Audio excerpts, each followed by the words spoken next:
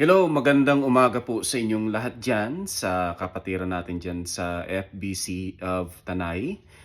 Maraming salamat sa pagkakataong ito at ako'y nagbibigay pa sa salamat papuri sa Panginoon sa pagbibigay ng pagkakataon na muli makapagbahagi ng salita para sa ating lahat.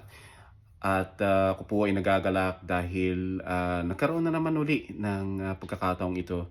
At maganda na um, napag-uusapan at napag-aaralan ng kanyang salita. At napakabuti ng ating Panginoon sa pagbibigay ng biyaya na ito na tayo ay nag-share sa ating kapwa sa kabutihan at pagmamahal ng ating Panginoon, di po ba?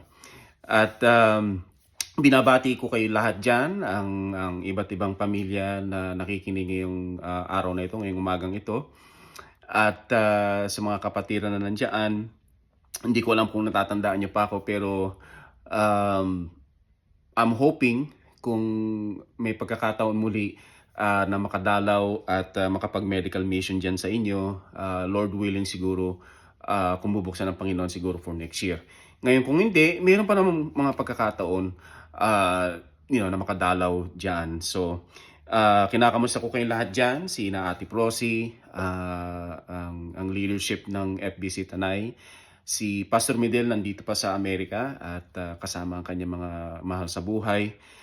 At nakakamiss na hindi ko kayo nakikita ng matagal. May isang taon na mahigit na hindi na ako nakapunta. Even though na first time na nakapunta dyan, maganda ang naging impact sa akin ang kapatiran dyan sa Tanay. So, hopefully na hindi pa yun ang huli. Maraming pagkakataon na makita ko kayong lahat dyan sa awa at grasya at biyaya ng Panginoon. Yan. So, hopefully nasa mabuti kayong kalagayan dyan at kung may problema, lagi tayong lalapit sa Panginoon o kaya kausapin nyo ang ating mga leader, ang mga pastor na laging nandyan na bukas ang kanilang pintuan para kausapin o kung ano man ang mga bagay na dapat nating ipagpanalangin sa mga panahon na ito. At alam naman natin na hindi madali ang mga panahon ngayon, lalong marami mga problema at mga pasakit at mga kahit na ganun, nagpapasalamat tayo, nagpupuri sa Kanya. Amen? So bago po ang lahat, tayo po ay manalangin at simulan ng ating pananambahan sa Kanyang umaga. Okay? Tayo po ay manalangin at ipikit ang ating mga mata. O Diyos, amang banal na nasa langit, kami ay lumalapit sa iyo at nagpapasalamat. Kami ay nagbibigay papuri, pasasalamat sa iyong banal na pangalan. Panginoon, itinataas namin, Panginoon, ang iyong mabuti at magandang pangalan, Panginoon, sa kaitaasan. Ikaw lamang ang Diyos at wala nang iba.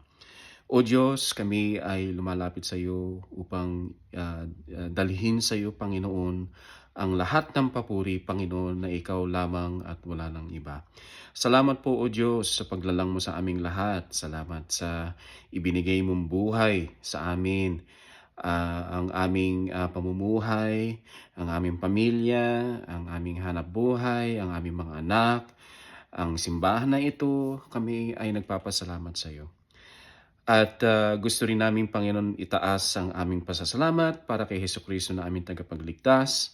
O Diyos, salamat po, Panginoon, sa pagbibigay mo ng iyong buhay at ang pagkakataon na kami ay magkaroon ng buhay na walang hanggan ng dahil sa iyo.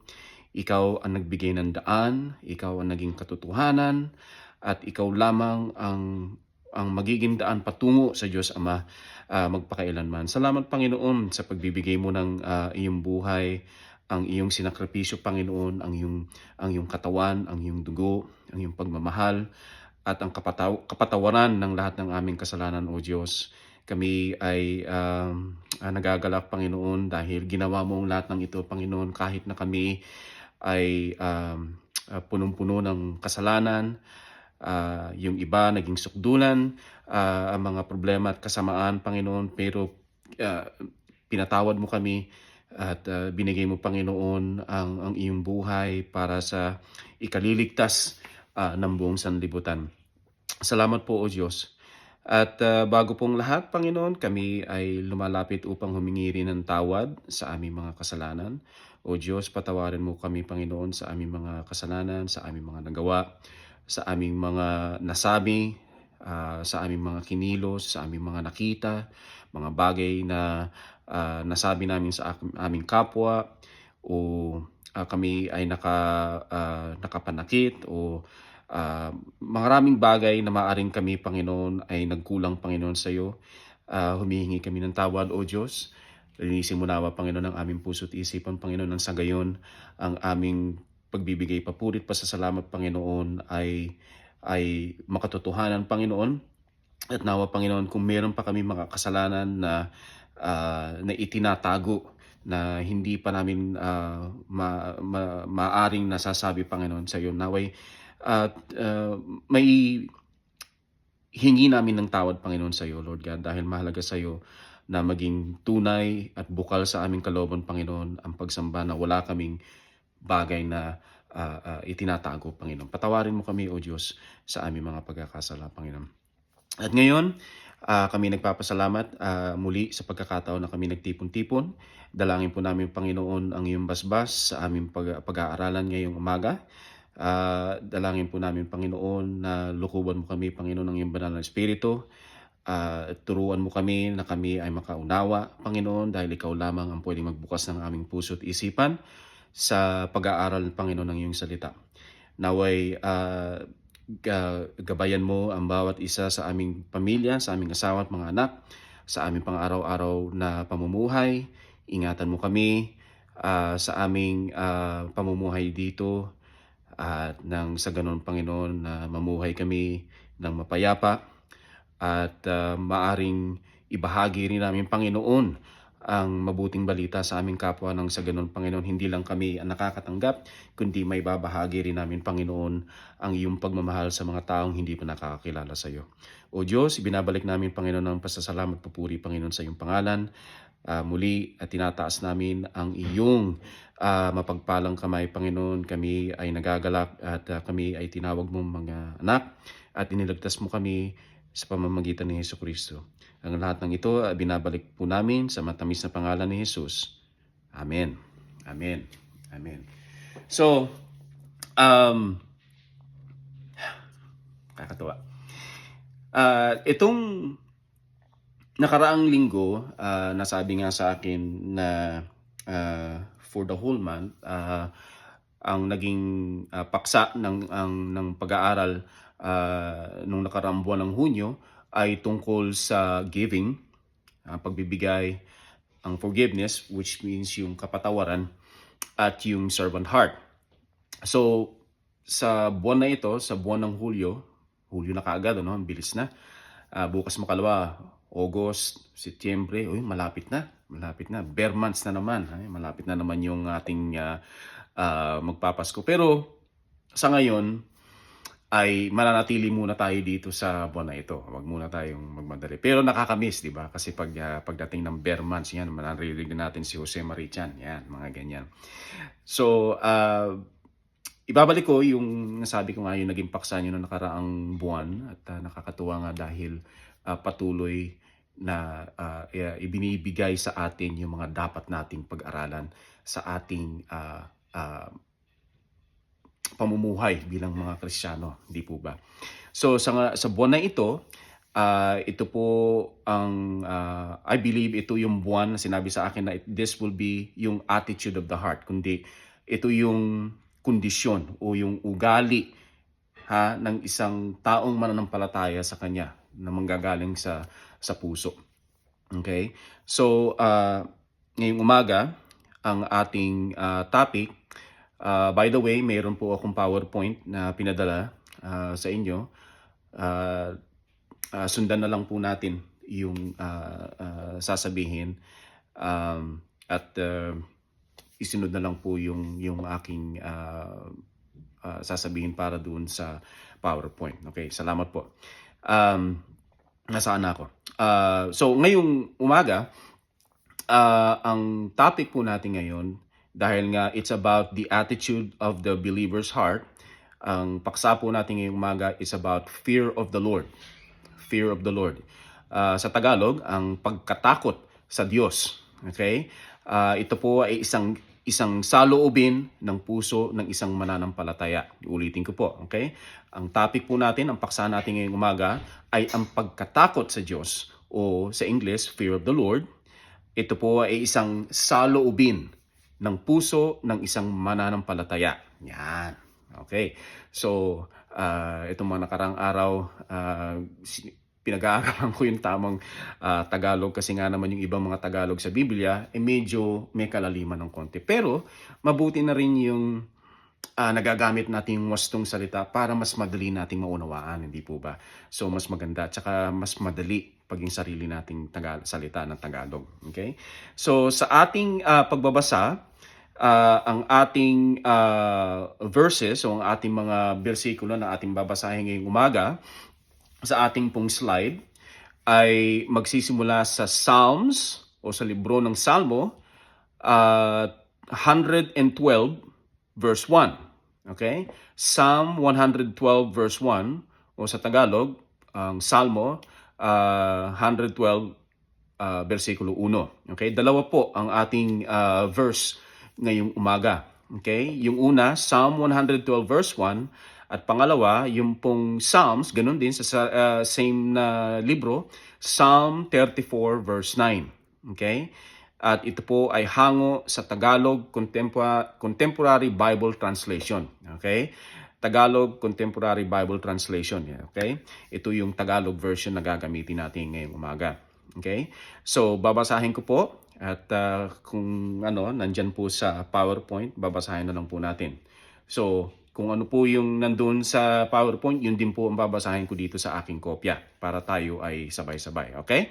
Salmo 112 verse 1. Purihin ang Panginoon. Mapalad ang taong may takot sa Panginoon at malugod na sumusunod sa kanyang mga utos. Okay?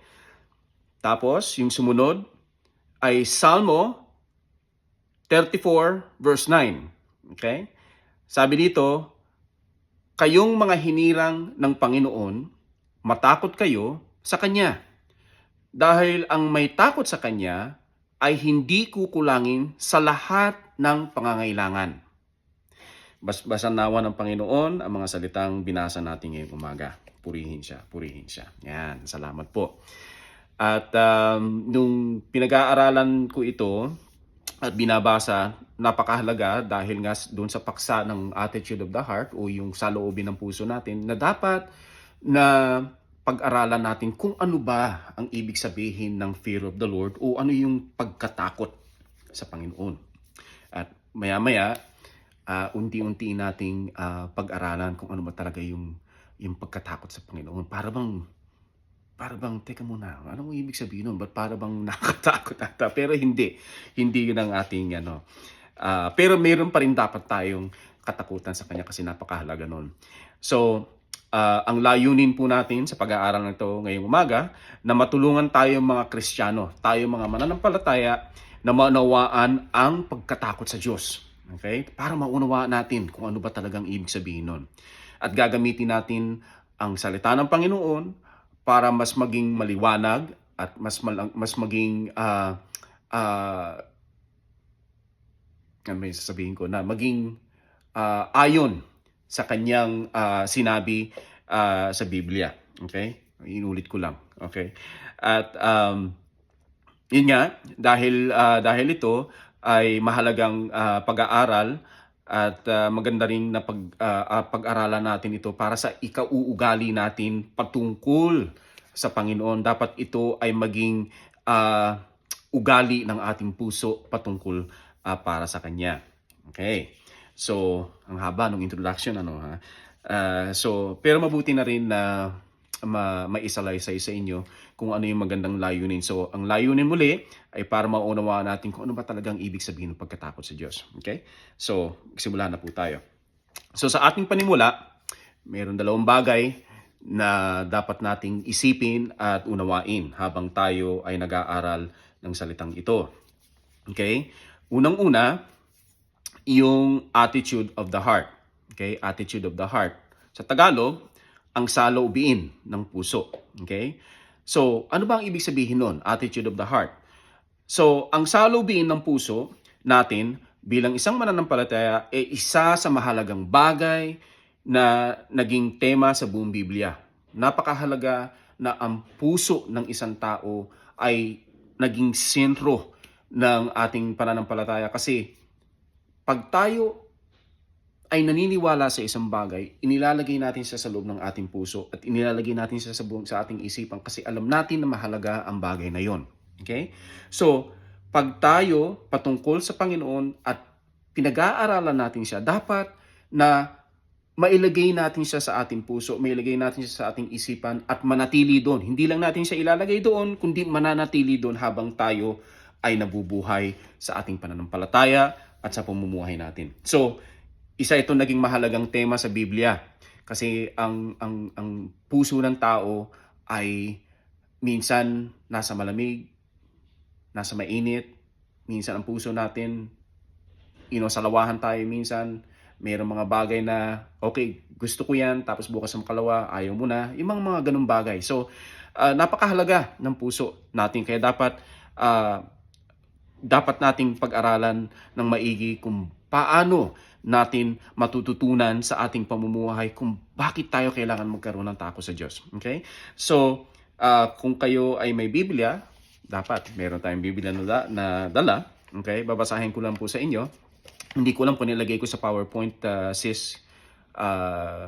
kung nilagay ko yan sa PowerPoint. Pero kung hindi, babasahin ko na lang sa inyo. So, nasa Philippians 2, verses 3 and 4. Okay?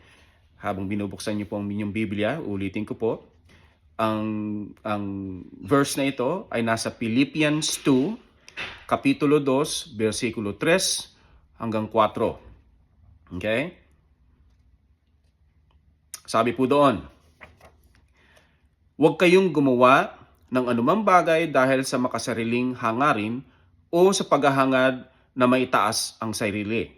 Sa halip, magpakumbaba kayo sa isa't isa at ituring na mas mabuti ang iba kaysa sa inyo.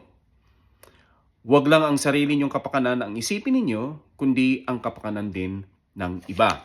So, dahil pinag-uusapan po natin ang patungkol sa pag-uugali, dito sa ating puso nagmumula ang ating pagmamahal. Sa ating puso nanggagaling din ang ating pagpapakumbaba. Okay? Ang pagsasalita ng tapat. Okay? At yung tayo ay hindi sinungaling pag tayo nagsasalita ng tapat. Meron pang isa, yung ating pagkalinga sa kapwa. Okay? Sa ating puso, doon din nagmumula ang pagpapatawad. Doon din nanggagaling ang pagtulong sa iba, ang pagkalinga. Okay? Dito sa ating puso. Ganun pa man, mga kapatid, dito rin sa puso na ito, nagmumula yung mga bagay na pangit at makamundong bagay na kinagagalit ng ating Diyos. Okay? So, kung ang kabutihan, ang mabuting asal, pagmamahal, hindi pagsisinungaling, pagsasalitaan tapat, maayos lahat, nandun na. Ang kabaligtaran na nito ay yung kasamaan. Kasi nga, kung ginagawa mo yung hindi ka nagsisinungaling, ang kabaligtaran nun, sinungaling ka, o, gumagawa ka ng, nagmamahal ka sa kapwa mo, kabaligtaran, ikaw ay nananaki kung ano nung bagay ang ginagawa mo sa kapwa, yun yung kabaligtaran, di ba? So, natural, ang resulta nito ay pangit sa ating puso. So, anything, kung ano man ang mga bagay nilalagay natin sa puso, yun din ang nagiging parang pamumuhay natin. Okay? Yun din naging pamumuhay natin. Ngayon, yun yung una. Okay? So, yung pangalawa, pag-aralan din natin yung tungkol sa fear of the Lord o yung pagkatakot sa Diyos. Ito, mga kapatid, ay nakasulat sa Biblia, partikular sa Lumang Tipan or sa Old Testament. Okay? Ang salitang fear of the Lord o ang pagkatakot sa Diyos ay natukoy o ginamit ng 24 na beses sa lumang tipan. Okay? 24 na beses. Okay? Meron din tinawag na fear of God, fear Him, anything na sinasabi na pagkatakot at pagkilala sa Panginoon, nagamit ito sa Biblia. So, lahat ng ito, ng ating pag-aaralan ngayong umaga, ay hango sa salita ng Panginoon. So, alam natin na yung mga bagay nating pag-aaralan ay may katotohanan. Okay? So, may katotohanan. So, yun naman, sa buong pangkalahataang Biblia, ginamit ang fear God, fear of the Lord, o ang pagkatakot sa Panginoon na umabot ng 150 beses. Okay? Ang dami, di ba? Pag marami, mas maraming gamit, ibig sabihin, mas makatotohanan o talagang pinagbibigyan atensyon at idinidiin para sa atin para matutunan natin kung ano ba yung kung ano ba yung fear of God o ano yung pagkatakot sa Panginoon. Okay? So, ibig sabihin, dahil ginamit ito ng maraming beses, ito ay mahalaga. Okay? Mahalaga. So, parang yung mga magulang natin, pag sinabi sa atin na mag-aral ka o maglinis ka ng harapan ng bahay, pag hindi mo ginawa ng unang beses, papalalahanan ko ulit, tapos hindi ka na naman papalalahanan. Yung bang paulit-ulit kasi mahalaga. Yeah? Kaya napakahalaga para sa atin na pag-aralan ang mga bagay nito. Okay? So, yun yung mga panimulang bagay pa lamang. Okay? So, yung attitude of the heart o yung saloobin ng puso natin na dapat ay meron tayong pagkatakot sa Diyos. Kailangan nagsisimula po dito sa ating puso. So, binigyan ko lang po ng introduction o ng panimula para mas madali nating maunawaan yung ating mga susunod na pag-aaralan. So, ibalik po natin, mga kapatid, yung verse na binasa natin kanina. Kapatid, kung pwede mong ibalik doon sa mga verse kanina, yung 2 verse natin. Alright? Yan, salamat po. Babasahin po natin ulit, okay? At para magkaroon tayo ng connection sa kanyang salita muli. Okay? So sa Psalm 112 verse 1, sabi doon, purihin ang Panginoon. Mapalad ang taong may takot sa Panginoon at malugod na sumusunod sa kanyang mga utos. Okay? Yun yung una. Okay?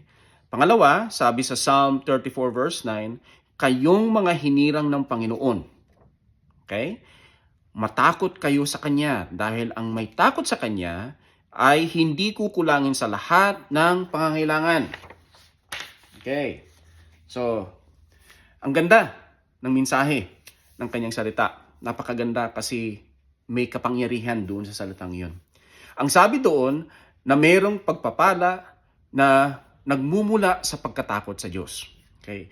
Ngayon, kung iisipin natin, normal para sabihin o isipin ng isang tao na pag sinabing ikaw ay pinag-uusapan ay takot, okay? O may takot ka sa isang bagay o may takot ka sa isang tao, parang ang hirap atang isipin na pag tayo ay may takot, meron tayong matatanggap na biyaya. Okay? Kasi sinabi doon na pag tayo ay may takot, di ba? Sinabi doon sa verse 34, chapter 34-39, sabi dahil may takot sa Kanya ay hindi kukulangin sa lahat ng pangangailangan. Ibig sabihin, bibigyan tayo ng biyaya ng Panginoon. Pero kung isipin mo, teka muna. So pag may takot ako sa isang bagay o sa mga mayroon akong biyaya. Anong ibig sabihin nun, kapatid? Anong ibig mong sabihin? Para bang nalilito ko? So ibig sabihin, pag matakot ako, mayroon akong biyaya. Hindi yun. Hindi yun, mga kapatid. Okay? So, kung tutusin, ayaw natin ng may takot hanggat maaari, di ba? Ayaw natin ng may takot. Galing bilang Pilipino, di ba? Meron tayong mga kasabihan, meron tayong mga bagay na kinakatakutan. Ibigyan kita ng mga halimbawa. Ito, nakakatuwa to. Pag natatakot ka, marahil natatakot ka dahil mayroon tayong utang sa kapitbahay, kakilala, kaibigan. O natatakot tayo dahil mayroon tayong atraso o may ginawa tayong problema sa kakilala, barkada, kaibigan, tiyo, tiya, yung mga ganong bagay. O sa mga magulang, pag mayroon kang atraso sa mga magulang, may takot ka. O Yung mga ganung bagay na maaaring pagmulan. Okay? Ah, ano pa ba ang mga bagay na nakakatakot? Ah, biruin ko sana kayo kung may multo eh. Hindi na siguro yung mga multo, pangit naman na yun. Ah, pero yung mga bagay na ganon. So pag sinasabi mong takot, ibig mong sabihin na pag may takot ka, pwede kang pagpalain? Anong ibig mong sabihin? So, um, ang ibig sabihin nito, mga kapatid, mahirap kasi pag tayo ay may takot. Pero sa ating pinag-aaral ngayon na ang patungkol dito ay ang pagkatakot sa Diyos. Ang sinasabi ng Biblia at patungkol sa takot ay napakahalaga para sa ating lahat bilang mga mananampalataya ng Diyos. So, ano ba ang ibig sabihin? Yan, ano ba ang ibig sabihin? So, ito na po. Ang pagkatakot sa Diyos, okay, ito ay patungkol sa ating mga puso. Okay? Na puno ng pagkamangha at pagsamba at paghanga sa Diyos habang iniisip natin ang kanyang kadakilaan, ang kanyang kapangyarihan, ang kanyang kabanalan, at ang kanyang karunungan. At biyaya ng ating Panginoon. Okay? Yun ang takot sa Diyos. Okay? So, pag ikaw ay mayroong takot sa puso mo sa Diyos, kinikilala natin siya bilang isang makapangyarihang Diyos na naglalang ng lahat ng bagay. Siya ang ating dinadakila, siya ang may kapangyarihan, siya ang mayroong kabanalan, siya ang may karunungan, at siya ang may biyaya na pwedeng magbigay sa ating lahat. So, bilang isang mga nilalang ng Diyos, kasi tayo ay nilalang lamang ng Panginoon, tayo ay dapat pumapailalim sa Panginoon. So, ibig sabihin, mga kapatid, siya ang nandoon, siya ang makapangyarihan, siya dapat ang ating kinakatakutan. Okay? Oo, pwede tayong matakot sa Kanya kasi pwede niya tayong pagalitan, pwede niya tayong parusahan, o pwede niya tayong pagkalooban ng pagsubok sa ating buhay. Pwede niyang gawin yun kasi may karapatan ng Panginoon eh. Pero, yung fear of the Lord o yung takot na yun, dapat yun ay nagiging parang ugali natin bilang mananampalataya na pag pinag-uusapan natin ng Panginoon, binibigyan natin siya ng paggalang, ng pagrespeto, ng pagkilala na Panginoon, ikaw ang makapangyarihan. Ikaw ang nakakaalam ng lahat ng bagay nito. Na dapat kami bilang mga mananampalataya at sumusunod sa iyo, ay dapat kinikilala ka namin ng lubos.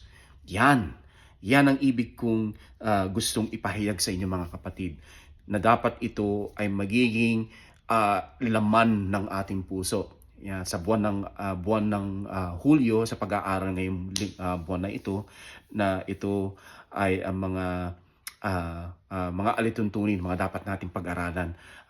Kaya napakaganda na pag-aralan muna natin ang fear of the Lord o yung pagkatakot sa Panginoon. So dapat meron tayong pagkilala sa Panginoon. Yung malaman natin na siya lamang ang Diyos. Hindi yung bang, teka muna kasi pag hindi ka nananampalataya sa Panginoon, ang pakiramdam mo, walang Diyos eh. Nang alam mo lang na ikaw lamang namumuhay sa mundo, hindi naman totoo ang Diyos.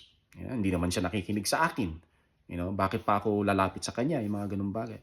Yun ang puso ng mga taong hindi pa naniniwala sa Kanya.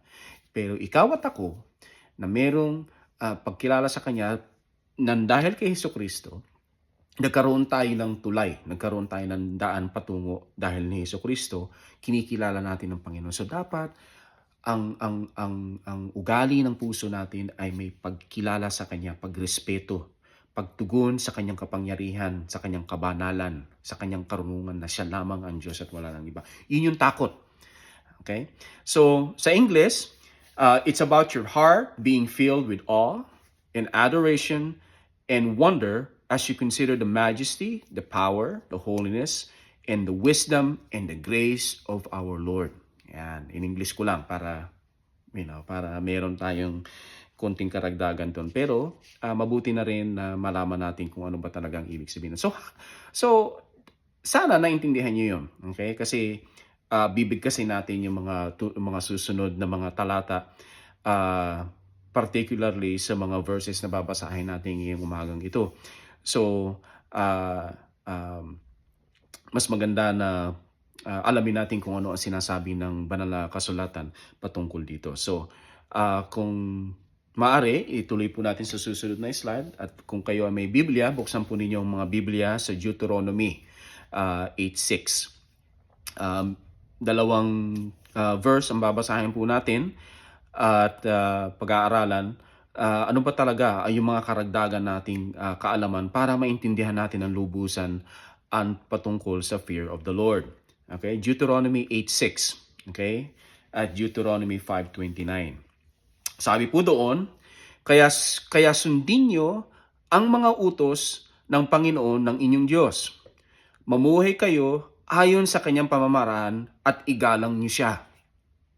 Ha?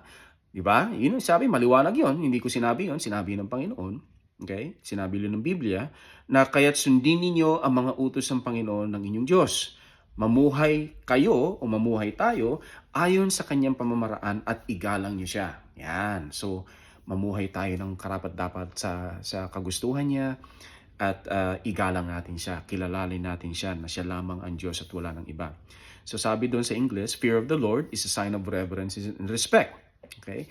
Pagtanaw natin sa Kanya, na pag tayo ay nakikipag-usap sa Kanya, ikaw, Lord, ang may-ari ng aking buhay, at ako ay, kumikilala sa iyo bilang isang Diyos, at saka natin sasabihin yung ating, mga panalangin at sa ating pagkilala sa Kanya. Okay? Yung sumunod, Deuteronomy 5:29, sabi doon, sana'y palagi nila akong igalang at sundin ang aking mga utos para maging mabuti ang kalagayan nila at ang kanilang mga salinlahi magpakailanman. Okay? Ganda.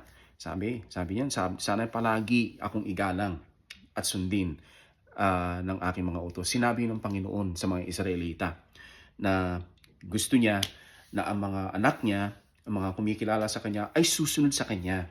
Kasi, mga kapatid, ang Panginoon bilang ating Diyos Ama, para rin nating magulang. Actually, siya ang magulang natin eh. Siya ang ating tunay na magulang. So, bilang isang magulang, katulad ko, katulad ninyo na may mga anak, asawa at anak, you know, mas maganda kung ang ating mga anak ay, makikinig at, susunod sa atin at magkakaroon sila ng takot sa atin. Kasi nga naman gusto natin silang mamuhay ng tama. At, gano'n din gusto natin silang sumunod sa ating mga pinag-uutos, kasi wala naman tayong dapat, ah, sabihin sa kanila na ikasasama nila. Siyempre gusto lang natin na, ibigay sa kanila yung ikabubuti sa kanila. So, ah, ah dapat yung ating mga anak, o tayo na mga bilang anak ng Panginoon, dapat sumunod tayo sa Kanya, kasi yun ang nakakapagbigay, ng sigla at, kabutihan sa puso ng Panginoon na pag tayo ay sumusunod sa Kanya. Yan. So, to acknowledge God and follow His commandments. Yun yung sinasabing one of the fear of the Lord. Yun yung dapat na ikatakot natin, na kailangan bilang isang mananampalataya, bilang isang mga Kristiyano sumusunod sa Kanya, kailangan, sumunod tayo sa Kanyang mga pinag-uutos. Kaya nga tayo ay nagsisimba, kaya nga tayo nagba-Bible study, kaya nga tayo nagbubukas ng Kanyang aklat para pag-aralan. Ano ba ang sinasabi sa atin ng Panginoon? Ano ba ang dapat kong gawin sa aking pang-araw-araw na pamumuhay? Kaya napakahalaga na ito ay dapat nating isapuso. Ha? Kasi, bilang Kristiyano, hindi madali. Marami tayong dapat na, pag-aralan, marami tayong dapat na, malaman para sa Kanya. Kasi yun ang gusto ng Panginoon para sa atin, kilalanin natin siya. Okay? So, isa sa mga mabuting, panimula sa pagkakilala sa Kanya is kilalanin natin siya, magkaroon tayo ng takot sa Kanya, at, igalang natin ang Kanyang pangalan, at kilalanin ang kabutihan ng Kanyang puso para sa ating lahat. Kasi hindi naman siya, yun lang naman ang gusto niya para sa atin. Ang gusto niya na tayo ay, maging mabuting tagasunod, maging mabuting, mga anak, at tayo ay sumusunod sa lahat ng kanyang pag-uutos. Ganun din na tayo ay ituring din natin ang ating kapwa na may tunay na pagmamahal at iwasan natin ang pagkakasala. Okay? Higit sa lahat. Okay? So, yun po yung dalawang bersikulo na binasa natin. So ngayon, ano ba yung puso na mayroon takot sa Panginoon? Ano ba ang bagay na dapat nating malaman kung ano ang bagay? Ano ba yung puso na dapat na mayroon takot sa Panginoon? Okay? So,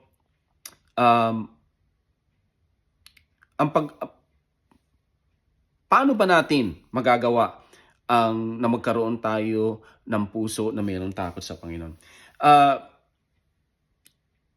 Hindi to bagay na pwede nating gawin ng kasi 'di ba minsan pag meron tayong gustong pag-aralan sa buhay, merong mga hakbang, unang hakbang, kalawang hakbang, ikatlo, ikaapat, ikalima. Kunwari kung gusto mong mag-aral magmaneho, ito yung mga bagay na dapat mong gawin. Ikauna, ikalawa, ikatlo, ikaapat, ikalima. Ngayon, para matutunan ng isang mananampalataya kung paano ma-develop yung takot sa Panginoon, hindi to basta-basta nagagawa ng 5 hakbang. Hindi ganun kadali yun, mga kapatid. Kasi ang puso, hindi basta-basta natututo ng step 1, step 2, step 3, mga ganun. Hindi. Ito ay proseso. Marami pang bagay na dapat gawin. So,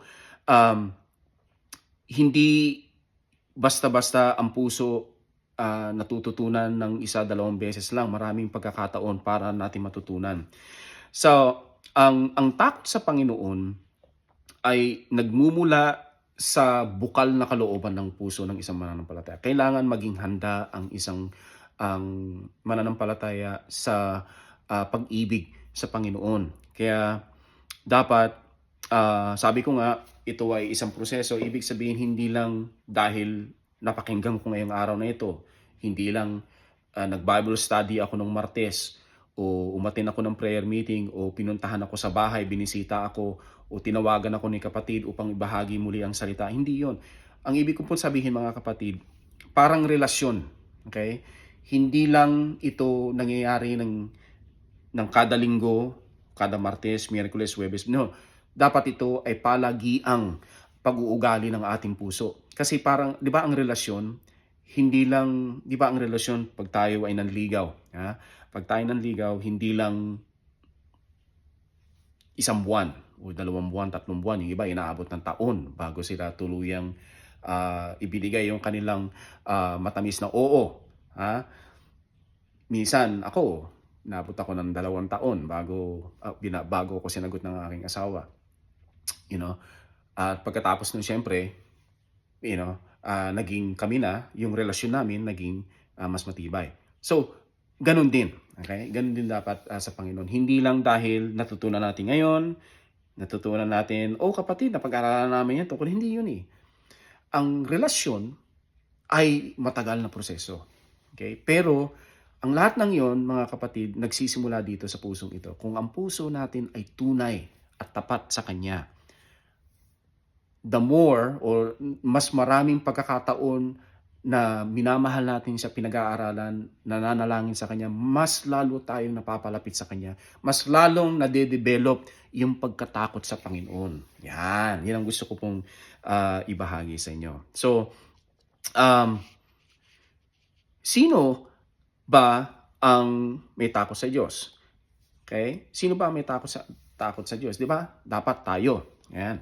Dapat tayo. So, bakit kailangan matakot tayo sa Diyos? Yan. Bakit tayo kailangan matakot sa Diyos? So, yung susunod na slide po. So, nakalagay po yan sa English. Hindi ko na Tagalog at nawalan na po ako ng pagkakataon para ito. Pero, susubukan po ang lahat ng aking magagawa para may translate ito sa Tagalog. Yan. So, meron pong 4 na sagot doon, o 4 na bagay na aking naisulat dyan, at sundan nyo na lang po. Okay? So, bakit natin kailangan matakot sa Panginoon? Okay? At ang unang-una, sabi doon, the one who fears the Lord keeps His commandments. Yan. Kung sino man ang may takot sa Panginoon, siya ay sumusunod sa kanyang mga pinag-uutos. Yan. Okay? Kung sino man ang may takot sa Panginoon, siya ay dapat sumusunod sa kanyang utos. Okay? Napakadaling sabihin, di ba?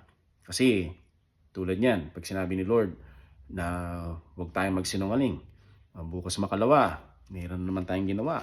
Which is normal para sa atin, pero hanggat maaari, mga kapatid, tayo mga mananampalataya, hanggat maaari, dapat nababawasan. Pero hindi pa rin tayo perfectong tao. Magkakamali pa rin tayo. So, sabi doon, sa libro ng Ecclesiastes, 12, Kapitulo 12, versikulo 13. Yan, versikulo 13. Sabi doon, yun ay aklat ng mga ngaral. Ito, pinag-aaralan ko rin yung hinahanap po yung Tagalog ng Ecclesiastes. Nung binasa ko, ang Tagalog pala noon ay mga ngaral. So, ngayon ko lang tinalaman na ang Tagalog pala ng Ecclesiastes ay mga ngaral. So, kung meron po kayong Biblia muli, buksan niyo po ang inyong mga aklat, ang inyong Biblia sa Ecclesiastes 12:13. Sabi po doon, ngayong nabasa mo na ang lahat na ito, ito ang aking huling payo. Matakot ka sa Diyos at sundin mo ang kanyang mga utos dahil ito ang tungkulin ng bawat tao. Ha? Ulitin ko ha. Ngayong nabasa mo na ang lahat ng ito ang aking huling payo. Matakot ka sa Diyos at sundin mo ang kanyang mga utos dahil ito ang tungkulin ng bawat tao. Yan. Okay? Hindi lang para sa ating lahat na nabubuhay na dapat tayo ay sumunod. Ha? Yan ang una. Okay? Kung sino man ang natatakot sa Diyos, dapat sumusunod sa salita at ipinagkakautos ng ating Panginoon. Amen? Yan. So, para maliwanag. Okay? So, pangalawa, sabi po doon, the one who fears the Lord changes behavior towards sin. O kung sino man ang natatakot sa Panginoon, kailangan merong ugali patungkol sa pagbabago laban sa kasalanan. Ayan, ako kung tama yung Tagalog na yon. So, buksan po ninyo muli ang inyong Biblia sa libro ng Kawikaan o Proverbs 28:14. Proverbs 28:14 o sa libro ng Kawikaan. Okay? Sana ay natututo po tayo at sana na hindi ako nagbibigay ng kalituhan sa inyo kasi alam ko nandito ako sa Amerika at nagbabahagi sa inyo pero taos-puso po akong nagagalak upang makabahagi sa inyo. Tunay itong sinasabi ko sa inyo dahil maganda pag nagbabahagi ka ng salita ng Panginoon. Mayroong sigla, mayroong ligaya, at may katotohanan. Kasi itong mga bagay nito, hindi naman ito galing sa aking mga kapatid. Ito galing sa Panginoon. Kaya ako po ay natutuwa na makatulong at makapagbahagi ng salita. Ayan. So, Proverbs 28:14, sabi po doon, mapalad ang taong laging may paggalang sa Panginoon. Ngunit mapapahamak ang taong matigas na ulo. Uy, teka muna. Ha? Maliwanag yung pagkakasabi na yon. Nabasa niyo po ba yon? Ha? Sabi doon, mapalad ang mga taong lagi may paggalang sa Panginoon. Okay? Wala na tayong dapat pang pagtalunan doon. Maliwanag yon. Sabi naman doon, ngunit mapapahamak ang taong matigas ang ulo. Naku, teka muna. Ito na ngayon. So, sino ba matigas ang ulo dyan?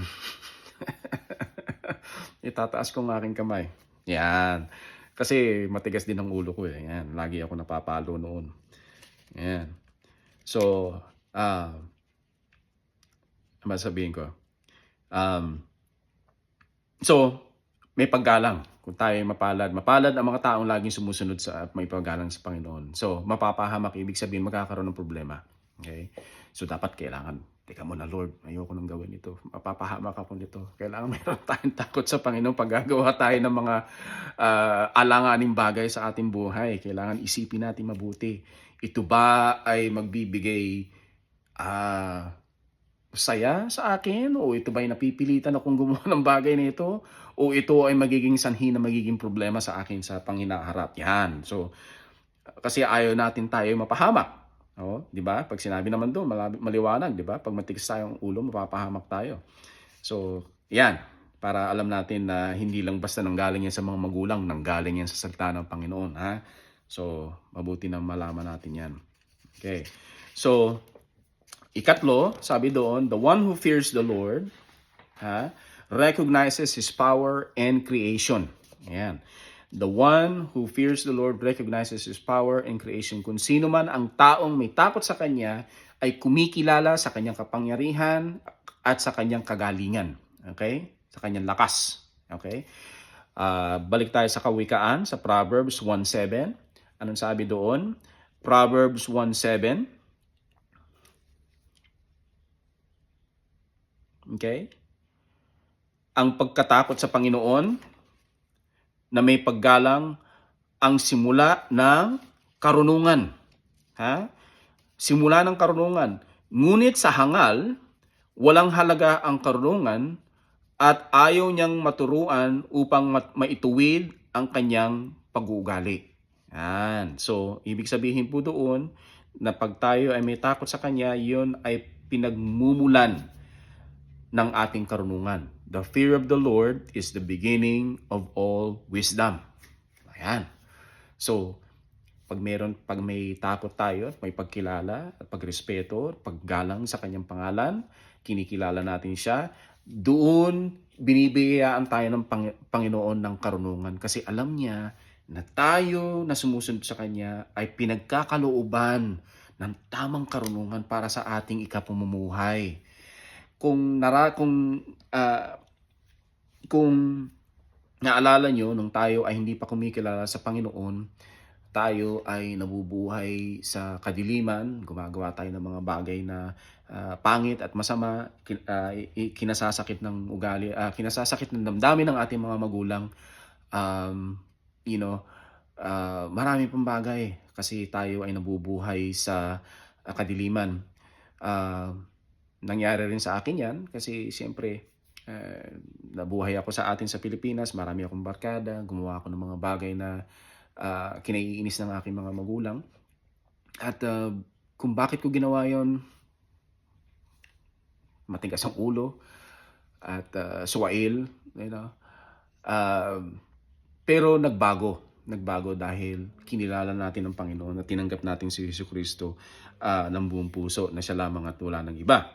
So, ang ibig sabihin doon, dahil tinanggap natin ang Panginoon, kinilala natin siya, binago niya ang ating puso. Binago niya ang laman ng ating puso. Imbis na lalo pang hindi na tayo gumrabe. Yan. Ibig sabihin, tinanggal na niya yung mga problema na yon, unti-unti, inaalis niya yon at binibigay niya tayo ng puso na mayroong kapayapaan at may pag-ibig at pagmamahal na galing lamang sa Panginoon. Hindi lang po yun, sabi nga doon sa Proverbs 1:7, hindi lang doon, kundi ang ating kaisipan, ang ating karunungan. Yan. So binabago niya at binibigyan niya tayo ng panibago para tayo ay mamuhay ng tama para sa Kanya. Okay. So, may sumunod. Malimutan ko na. Ayan. Okay. Ikaapat na ba tayo? Ikatlo. Parang nawala ata ako sa aking kopya. Nawala nga po ata ako. Sandali lang po, ha? Sandali lang po. Oh no, ikaapat. Ikaapat po. Pasensya na po. Ikaapat. Okay, ang ikaapat is the one who fears the Lord develops a heart transformation. Yan. The one who fears the Lord develops a heart transformation. So, kung sino man ang mayroong takot sa Panginoon, ay nagkakaroon ng panibagong puso. Yan. Medyo nasabi ko na kanina yon na mayroong pagbabago. Mayroong meron tayong panibagong puso na ibinigay ng Panginoon. So, basahin po natin yung Ezekiel 36:26. Ezekiel 36:26. Sana maliwanag po ang aking pagtuturo sa inyo. At minsan yung medyo na yung dila ko dahil sa English at saka sa Tagalog. Pero Pilipino ako, Pilipino po. Yun nga lang at nasanay na dito sa Estados Unidos na lagi nagsasalita ng English dito. So anyway, so Ezekiel 36:26, basahin po natin yun. Ezekiel 36:26. Ayan. Sige po, nasa lumang tipan yun, nasa lumang tipan. Sabi doon, bibigyan ko kayo ng bagong puso at bagong espiritu. At ang matitigas ninyong puso ay magiging pusong masunurin. Yan. Sabi niya, sinabi ng yun ng Panginoon. Sinabi niya ito sa mga Israelita, sinabi niya ito sa atin. Bibigyan ko kayo ng bagong puso at bagong espiritu. Yan. So, kung iisipin ninyo, nung tayo ay kumilala sa ating Panginoong Hesus, binigyan niya tayo ng bagong puso, binigyan niya tayo ng bagong buhay. Yan. Binigyan niya tayo ng bagong espiritu kasi nung tayo ay namumuhay sa kadiliman, ang ating kaluluwa ay patay.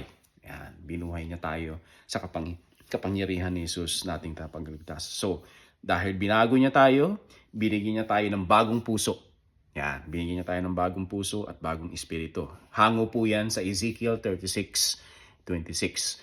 Maganda na lagi po tayong merong salita ng Panginoon para mas mayroon tayong, kumbaga, ano ba sa Tagalog ang reference, na meron tayong pinagkukunan ng mga pag-aaral na ito. Kaya dapat kung hanggat maaari, sinusulat niyo yung mga talata na ito, yung mga verses na ito para pagdating niyo sa bahay, sa inyong mga pag-aaral, buksan niyo muli yung mga talatang ito, yung mga salitang ito, at pagbulay-bulayan natin, pag-aralan natin, ipanalangin natin kung ano ang dapat na gustong gawin sa buhay natin ng Panginoon. Yan. So, yun po. So, nung binabasa ko ito, na iniisip ko, ano ba yung mga magandang naging ehemplo sa Biblia noon na nagkaroon ng ugnayan tungkol sa pagkatakot sa Panginoon. Dalawang istorya sa Biblia na ibabahagi ko sa inyo na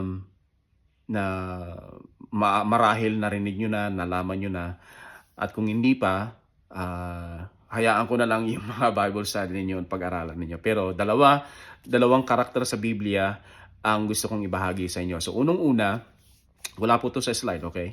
Ang unang-una, si Abraham. Kilala niyo po ba si Abraham? Okay? Si Abraham, ang isa sa mga paborito nating mga karakter na nabuhay nung panahon na yon. At maganda ang kanyang naging buhay at naging istorya na pwede nating iugnay patungkol sa takot sa Panginoon. Kung naalala ninyo, inutusan ng ating Panginoon si Abraham upang isakripisyo niya ang kanyang nag-iisang anak na si Isaac. Kung naalala ninyo, si Abraham, matanda na siya nung nagkaroon siya ng anak. I believe humigit kumulang 100 na ata ang kanyang edad. Tapos si Sarah, ang kanyang asawa, ay 99 years old. So, nagkaroon sila ng anak at biniyayaan sila ng Panginoon ng kaisa-isang anak na si Isaac. Ngayon, sabi ng Panginoon, dahil gusto niyang subukan si Abraham kung talagang tunay ang kanyang pananampalataya sa kanya, inutusan niya si Abraham na dalhin ang kanyang anak at doon sa tuktok ng bundok. Nung una, nagdala sila ng ano bang klaseng hayop? Ano ba ang donkey? Na may dala silang isang hayop at saka si Isaac. Tatlo lang silang umakyat doon. Tapos, nung hihahain na nila yung kanilang pag-aalay, kinausap niya si Isaac na siya nga yung iaalay. So, dahil matindi at maganda ang kanyang pagsunod. Kasi si Abraham, iba ang pananampalataya ni Abraham. Talagang kahit na anong mangyari, susunod siya sa Panginoon. Pero dumating yung pagkakataon, dahil mahal niya ang Panginoon, ibinigay niya yung kanyang anak na si Isaac at sinunod niya kahit na masakit sa isang ama na ialay ang kanyang ang kanyang anak, I'm sorry, na ialay ang kanyang anak. Biruin mo, iniutos sa kanya ng Panginoon. Hindi ito alam ni Abraham na sinusubukan siya ng Panginoon. At you know, itinali niya yung kanyang anak at hinihain niya doon sa ibabaw ng mga kahoy na sisilaban. Nung sisilaban na ni Abraham ang kanyang yung mga kahoy na nakapalibot kay Isaac, kasi nakahiga siya, nakatali siya. Dumating ang anghel, sinabi, "Wag mong sasaktan." O hindi, mayroong kutsilyo pala, sorry. May kutsilyong gagamitin para itarak para kay Isaac. So pinigilan siya ng anghel at sinabi sa kanya, "Wag mong sasaktan ng bata." So ang ibig sabihin noon, dahil meron siyang pagtanaw na paggalang at takot sa Panginoon, sinunod niya ang Panginoon. Sinunod niya ang pinag-uutos kahit na masakit para sa kanya na mawawala sa kanyang anak. Pero sa kabutihang palad, hindi naman nasaktan si Isaac. Actually, nagtuloy-tuloy yung kanyang lahi. Okay, nagtuloy-tuloy. So, yun ang isa sa magandang ehemplo. Pangalawa, si David at saka si Goliath. Kung naalala niyo si David at saka si Goliath. Si David na siya ay nangangalaga ng mga tupa at si Goliath ay kaaway ng Israel. Siya yung higante at yung noong mga panahon na yon, yung higanting yon si Goliath, kinakatakutan siya ng mga Israelita kasi ang malaki siyang tao at kaya niyang paslangin lahat yung mga Israelita na yon. At walang gustong humarap kay Goliath, pero mayroong isang tao, ang pangalan niya ay si David, isa siyang shepherd, okay? O siya yung nag-aalaga ng tupa, dahil isa rin siya na mayroong pag-ibig sa Panginoon at mahal na mahal niya, at mayroon din siyang takot at pagkilala sa Panginoon na naglalang ng lahat ng bagay. Hinarap niya si Goliath at ginamit niya yung mga maliliit na bato, at dahil sa kanyang pagtitiwala at kanyang takot at inilagay niya yung kanyang pagtitiwala at tinalo niya si Goliath. So, yun yung dalawang biblical character na gusto kong ibahagi sa inyo. So, meron silang fear na ang Panginoon lamang ang pwedeng magbigay sa kanya ng kapangyarihan para malipol nila o may pagtanggol nila ang kanilang sarili at ang kanilang pinamamahayan. So, mga kapatid, mahalaga para sa ating lahat na mayroong tayong takot at pagkilala sa kakayahan ng kapangyarihan ng Diyos. Siya lamang at wala nang ibang dapat na maghari sa ating buhay, sa ating puso, kundi ang Panginoon lamang. Tatandaan natin na siya lamang ang naglalang ng lahat ng bagay. Lagi nating iisipin na ang lahat ng ito, kung wala ang pangkapangyarihan ng Diyos, ay hindi mangyayari. Okay? Ang ating pamilya, ang ating pamumuhay, itong ating simbahan na ito, ang ating pamilya, lahat ay galing sa Kanya. Maliit lamang, simple lang ang hinihingi ng Panginoon sa atin, na kilalanin natin siya at irespeto at gawin ang nakakabuti at karapat-dapat sa Kanya. So, dapat bilang isang Kristiyano na mamuhay tayo na mayroong paggalang at pagkilala sa Kanya. Mapalad nga tayo dahil nandito tayo sa simbahan, pero alam natin at alam nyo rin na meron tayong mga gustong mga mahal sa buhay na sana nandito rin kapiling din natin sa simbahan para matuto ng Kanyang salita. At gusto ko rin sabihin sa inyo na huwag kayong matakot. Huwag kayong matakot sa sasabihin ng mga tao kung ano ang kasalukuyang katayuan nyo sa buhay. Dahil ba kayo ay nagsisimba o kayo ay naging Kristiyano, dapat bang gano'n na lamang ang tingin sa atin? Hindi. Manatili tayo sa ating pagtitiwala sa Kanya kasi napakahalaga nun. Napakahalaga nun. At ang isa pa, wala na bang ibang nakakakita sa ating ginagawa kundi ang Panginoon lamang. So, kung ginagawa natin 'to dahil tayo ay mayroong tunay na pag-ibig sa Kanya, ituloy natin. Gawin natin kung ano yung nararapat para sa Kanya kasi wala nang ibang dapat, makakita nun kundi ang Panginoon lang. So, kung ibinibigay natin 'to sa Kanya, inaalay natin 'to sa Kanya, siya lamang ang nakakaalam at siya na rin ang magbibigay sa atin ng basbas na karapat-dapat para sa atin kung tayo, ay tunay para sa Kanya. So, ah, alam din ng Panginoon na ang bawat isa sa atin ay may mga pinagdadaanan sa buhay at, alam niya na masakit para sa atin yung ating pangkasalukuyang pamumuhay o meron tayong mga mahal sa buhay na nagkaroon ng problema, pinansyal, ating mga pagkakautang, ang ating pamumuhay. Alam ng Panginoon lahat ng yan mga kapatid. Ang masasabi ko lang sa inyo na dapat manatili tayo sa ating pananampalataya at lagi nating iisipin ang ating pagmamahal sa Panginoon, yung takot natin para sa Kanya kasi hindi naman siya nagmamaliw sa Kanyang mga pangako. Hindi siya katulad natin na pag tayo ay nangako ay napapako, di ba? Ang Panginoon siya sinusunod niya ang Kanyang pangako. Yun nga lang, yung oras niya at saka ang oras natin ay magkaiba. Gagawin niya ayon sa kagustuhan niya yung para sa atin at kung kinakailangan natin. Okay?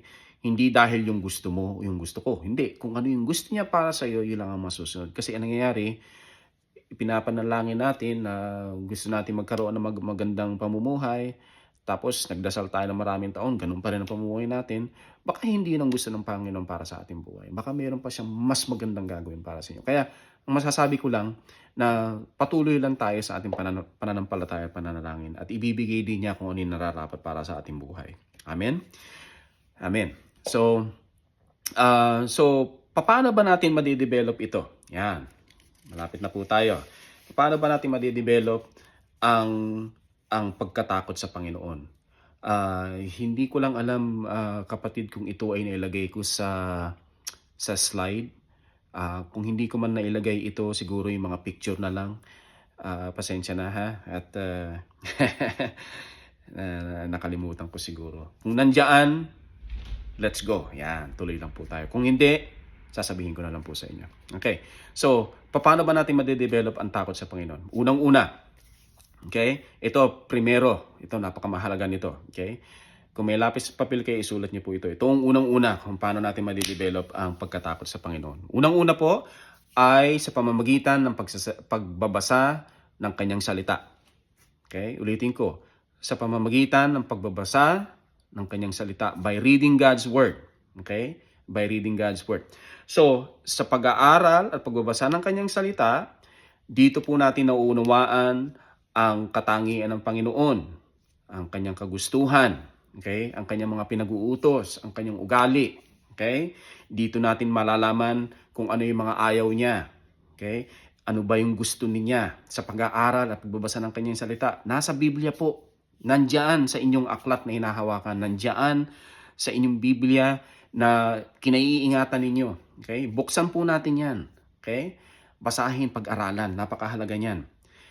At, pagtuunan din natin ng pansin. Hindi lang basta dadaan sa mata natin, unawain natin. At kung hindi pa rin natin maunawaan, mga kapatid, humingi tayo ng tulong sa Panginoon. Nanawa po, O Diyos, tulungan niyo po ako maunawaan ng iyong salita. Gabayan po nawa kami ng iyong banal na Espiritu para buksan ang aming puso at isipan para maintindihan namin kung ano ang gusto mo para sa amin. Para kami ay magkaroon ng takot at pagkilala sa inyo, Panginoon. Yan.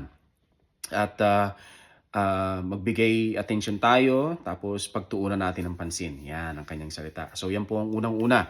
Okay?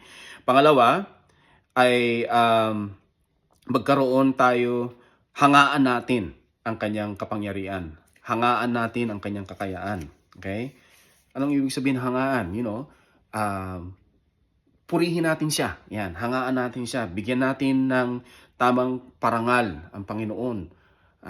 Na Lord, dahil sa nangyari sa aming buhay, ito po ang nangyari sa amin. Gusto ka namin pasalamatan. kaming mag-anak, nagkaroon kami ng panibagong hanap buhay, o nakatapos ang anak kong ito, o nakalagpas kami sa problemang ito, hanga natin siya, pasalamatan natin siya, bigyan natin ng sitwasyon sa buhay na Lord, dahil inilagay mo kami dito, ito ang nangyari, ha? O dahil tinugon mo lahat ng aming panalangin, ito ang naging resulta. Ipagpasalamat natin sa Kanya. Hangaan natin siya sa Kanyang kabutihan. Nang sa ganon, ma-develop tayo. Ma-develop ang ating puso na may pagtanaw sa Kanya. Yan. Parang, yung one way o isang bagay, yung sa ating pag-awit sa Panginoon. Hangaan natin siya. Ituring natin yung ating tunay na pag-awit na nagmumula sa puso. Hindi lang dahil sa bibig, hindi lang dahil gusto nating kumanta, hindi, kundi dapat nangyayari sa ating puso. Kasi kung ano ang laman ng puso, yun din ang nagiging bukas na lumalabas sa bibig natin kung ano ang nilalaman ng ating puso. Amen? Okay. So, yun po yung pangalawa. Pangatlo, okay? Kung ano po, isa sa mga bagay na nakaka-develop sa atin sa Panginoon, sa ating pagkatakot sa Panginoon, ay ang ating komunikasyon sa Kanya. Yan. O kaya, ang ating panalangin. Yan. Yun yung komunikasyon natin sa Kanya. Sa panalangin, dapat kausapin natin siya. Yan. Kausapin natin ang Panginoon. Hindi lang natin siya kakausapin natin siya ng tunay. Kausapin natin ng galing sa puso. Hindi yung basta lang nating sinasambit sa Kanya, kundi sabihin natin kung ano yung nilalaman ng puso natin. Kasi mas tinitingnan ng Panginoon ang nilalaman ng puso natin. Kasi sabi nga, na bago pa man din tayo lumapit sa Kanya, alam na niya kung ano ang nilalaman ng puso at isipan natin. Kaya dapat maging totoo tayo. So, dapat bilang tanda sa pag-aaral na ito, kailangan matutunan natin na tayo ay mayroong komunikasyon sa Panginoon. Kailangan kausapin natin siya, manalangin tayo sa Kanya. Sabihin natin ang nilalaman ng ating puso at isipan. Kung meron tayong mga problema sa tao, isanggunin natin sa Kanya. Ilapit natin sa Kanya. Okay? Ang Panginoon, minsan nga, siguro namimiss niya tayong kausapin. Gusto niya, sabi ko, sana, lagi ako kinakausap ni ganito. Sana lumalapit sa akin ganito. Gusto niya tayong kausap. Gusto niya nakikipag-usap tayo sa Kanya. So dapat ma-develop po 'yun, mga kapatid. Kailangan kausapin natin siya. Hindi natin kailangan ng maayos o kung ano man yung salita na dapat pang maging imbang, ano ba yung sasabihin ko? Na kailangan yung salitang sasabihin mo ay gahango sa libro. Hindi. Kung ano yung tunay na lumalabas sa puso mo sa pakikipag-usap. Kailangan ganun din sa Panginoon. Okay? So, sabi nga kung hindi ka pang lumalapit sa Kanya, alam na niya ang puso mo. Kaya sabihin mo na lang sa Kanya ng diretso kung ano yung nilalaman ng puso mo. Magtaguyod tayo ng magmabuting relasyon sa Kanya. Okay? So, ang una, pagbabasa ng Kanyang salita. Pangalawa, hangaan natin siya sa Kanyang kapangyarihan. Pangatlo, tayo magkaroon ng komunikasyon, manalangin sa Kanya. Ito ang pang-apat. Yan, ito ang pang-apat, ha. Ito, sana mauunawaan natin ito. Kasi ito, nangyayari po ito, ha. Ang pang-apat ay tanggapin natin ang Kanyang mga disiplina. Ulitin ko, ha. Tanggapin natin ang Kanyang mga disiplina. Anong ibig sabihin nun? Teka muna, kapatid. Yung tatlong bagay, okay yun. Ayos yung tatlong bagay. Bakit yung pang-apat? Ano ba yun? Tanggapin ang Kanyang disiplina. Parang masakit ata yun. Ano ba yun? Okay. So, dahil mahal tayo ng Diyos, dahil gusto niya tayong matakot sa Kanya at kilalanin natin siya, ang Diyos na makapangyarihan ay may kapangyarihan para tayo ilagay sa mabuting sitwasyon sa buhay. Kung tayo ay mapagkakamali,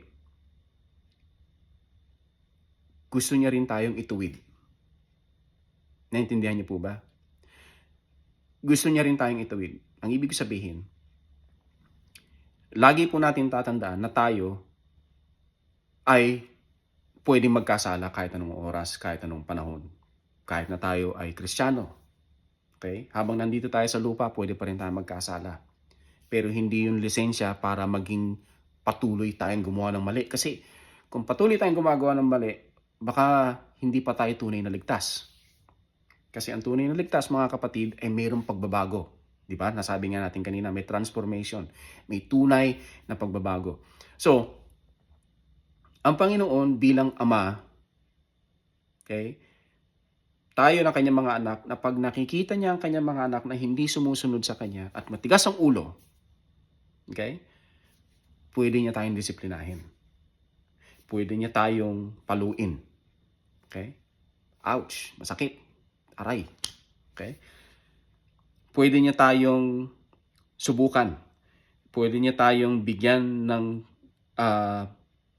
ng pagkakataon sa buhay o problema na magbago ang ating isipan, magbago ang ating pananaw, kasi pwede niya tayong ilagay na, kasi yung bang sinabi ng Panginoon na wag matigas ang ulo, wag kang mayabang, o tumulong ka sa kapwa mo, meron ka naman, pwede niyang gamitin yung mga sitwasyon na yun para turuan tayo ng leksyon. Yan.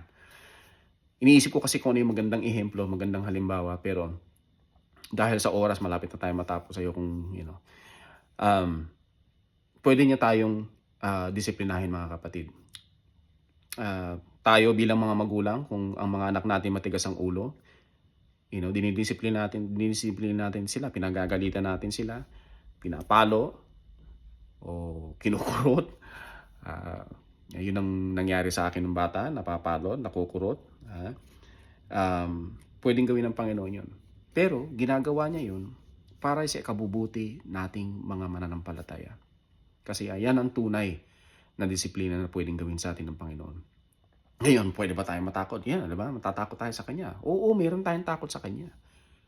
Pero yung takot na yun, dapat yun ay maging kapalit ng tunay na pagbabago ng ating puso. So, dahil pwede tayong disiplinahin ng Panginoon, dapat alam natin na pag mayroon tayong gagawin na bagay, iisipin na natin ngayon.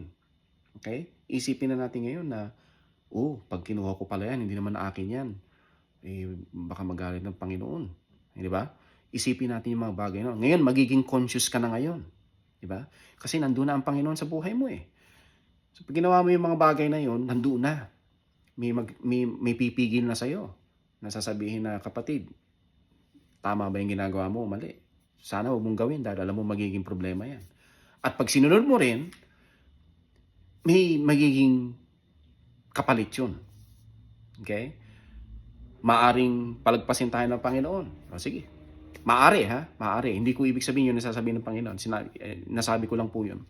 Maaring pinaghinayaan tayo ngayon. Pero bukas makalawa, meron din balik yun eh. Huwag na tayong humantong doon. Okay? So, ang Panginoon may kapangyarihan upang tayo ay ilagay sa tama. Disiplinahin niya tayo dahil bilang Ama, iyon ay kanyang tanda sa kanyang pagmamahal at nang tayo ay mabuhay ng maayos. Okay? Okay? So, kung merong siyang gustong ipadama sa buhay natin na kailangan niya tayong itama, gagawin niya yon para tayo ay lumago para sa Kanya. Okay? So, sa atin, dahil meron tayong gabay ng Espiritu sa ating buhay, kung alam natin na mali ang mga bagay na yun, mga kapatid, humingi na tayo ng tawad habang maaga. Ihingi na natin ng tawad. Huwag na nating kimkimin sa ating sarili. Huwag na nating itanim sa puso natin. Kasi wala naman tayong pwedeng itago sa Panginoon. Alam at alam niya ang laman ng ating puso at isipan. Ha? Paalala lang po yun. Ha? Paalala. Ako katulad nyo rin. Okay? Tulad nyo rin ako na tao na may pagkukulang. Okay? Ang pagkakaiba lang po, kasi siyempre, dahil nag-aaral ako ng salita ng Panginoon, kailangan maging conscious din ako sa mga unang-una sa sinasabi sa pamumuhay. At kung may problema, hanggat maaari, kailangan mabawasan. Kung hindi mababawasan, alisin o hingi ng tawad. Kasi, alam mo, may takot din ako sa Panginoon eh. Kasi ayoko rin na dumating yung pagkakataon na disiplinahin ako. Pero kung madidisiplina ako, sige. Para lang ako maging maayos sa ating pananampalataya. Kasi sabi ko nga bilang Diyos, bilang Diyos, ilalagay niya tayo sa tamang puder. Ha? So, malapit na po tayo matapos. Okay? So, napakaganda po, di ba, ng ating mga pag-aaral. Sana may mga natutunan po tayo.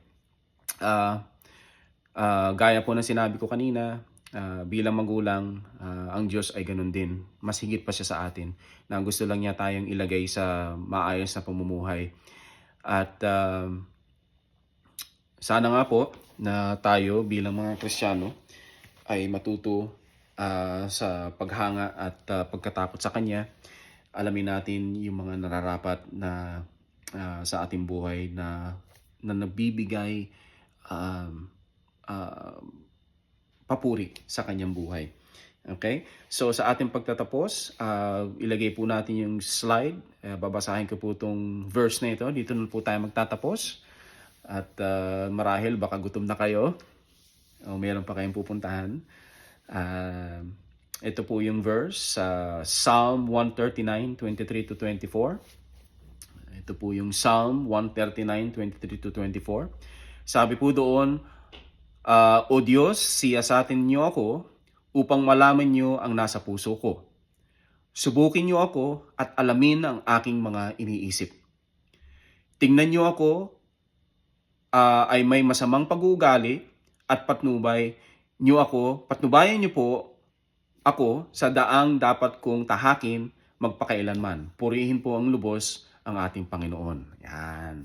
So, diyan po tayo nagtatapos. Maraming salamat po sa inyo sa pagdalo sa simbahan at nawa na patuloy tayong biyayaan ng Panginoon na tayo magtipon-tipon, magsama-sama at lagi nating ipapanalangin ang bawat isa. At kung meron po kayong tanong,